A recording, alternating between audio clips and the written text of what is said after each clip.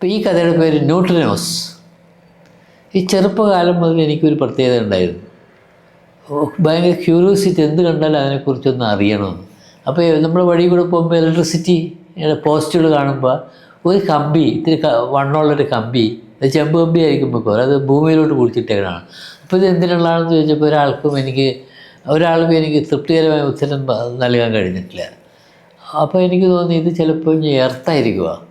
അങ്ങനെയൊക്കെ അങ്ങനെ സംശയം ഉണ്ടായിരുന്നു. ഞാനങ്ങനെ ഒരു ദിവസം എന്ത് ചെയ്യുന്നത് വെച്ചാൽ, വീട്ടിൽ 2 വയറെടുത്തിട്ട്, ഒരു പ്ലഗിൽ നിന്ന് 2 വയറെടുത്തിട്ട്, ഒരു വയർ ഞാൻ ഒരു ചെമ്പ് കമ്പ് ഭൂമി കുഴിച്ചിട്ടിട്ട് അതിൽ നിന്ന് ഇതിനകത്ത് കൊടുത്തു, ഒരു വയർ കറണ്ട് വരുന്ന പ്ലഗിൽ കൊടുത്തു.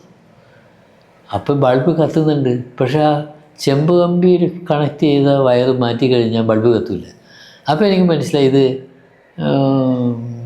എർത്തിന് പകരമായിട്ട് ന്യൂട്രൽ അവർ ഉപയോഗിച്ചിരിക്കുന്നതാണ്. അപ്പോൾ പിന്നെ എനിക്ക് വേറൊരു സംശയം എന്താണെന്ന് വെച്ചാൽ, ഈ ടെലിഫോണിൽ ചില നമ്പറുകൾ റീഡ് ചെയ്യില്ല.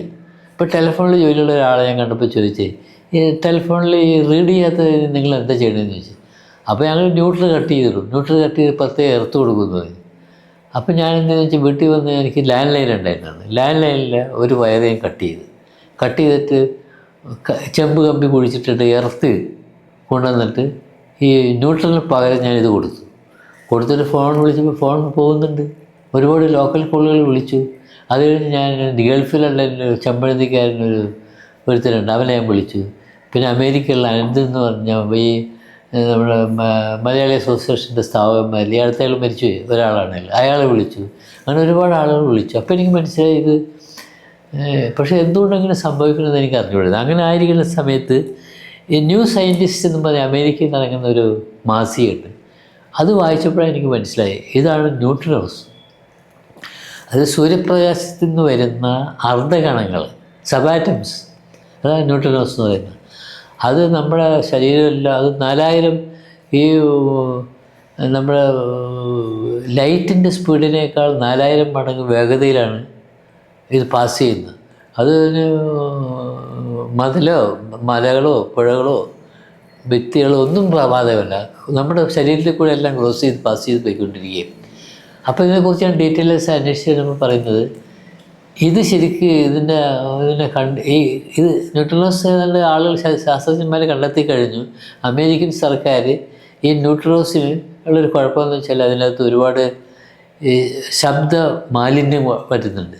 അതിനെ മാറ്റി കഴിഞ്ഞാൽ വളരെ പെട്ടെന്ന് കമ്മ്യൂണിക്കേഷൻ, പിന്നെ വയറും കുന്തമൊന്നും വേണ്ട, സാറ്റലൈറ്റ് ഒന്നും വേണ്ട, ഇതിൽ കൂടി പെട്ടെന്ന് ലോകത്തിൻ്റെ ഏത് ഭാഗത്തേക്കും നമുക്ക് വാർത്താവിനിമയം നടത്താം, ചിത്രങ്ങൾ അയക്കാം, വീഡിയോ അയക്കാം, എല്ലാം. പക്ഷേ ഈ ശബ്ദമാലിന്യം എന്ത് ചെയ്യാൻ പറ്റും? അങ്ങനെ ഇരിക്കുമ്പോഴത്തേക്കും ഒരാൾ പറഞ്ഞ് അതിനെ ഒരു പണിയുണ്ട്, ഒരു ചെറിയൊരു കണ്ടുപിടുത്തം നടത്തി. ഈ നീലപ്രസത്തിൽ കൂടെ ഈ ന്യൂട്രിനോസിനെ കടത്തി വിട്ടാൽ ശബ്ദ മാലിന്യം കുറക്കാം. പക്ഷേ നീലപ്രസത്തിൽ കൂടെ കടത്തി വിടുന്ന ഭയങ്കര കോസ്റ്റ്ലി ആയിട്ടുള്ളൊരു പരിപാടിയാണ്. അപ്പോൾ അങ്ങനെ ഇപ്പോഴും ഗവേഷണം നടന്നുകൊണ്ടിരിക്കുക. ഇതിനൊരു മറുപടി, അതിനൊരു പരിഹാരം ഇതുവരെ കണ്ടെത്തിയിട്ടില്ല.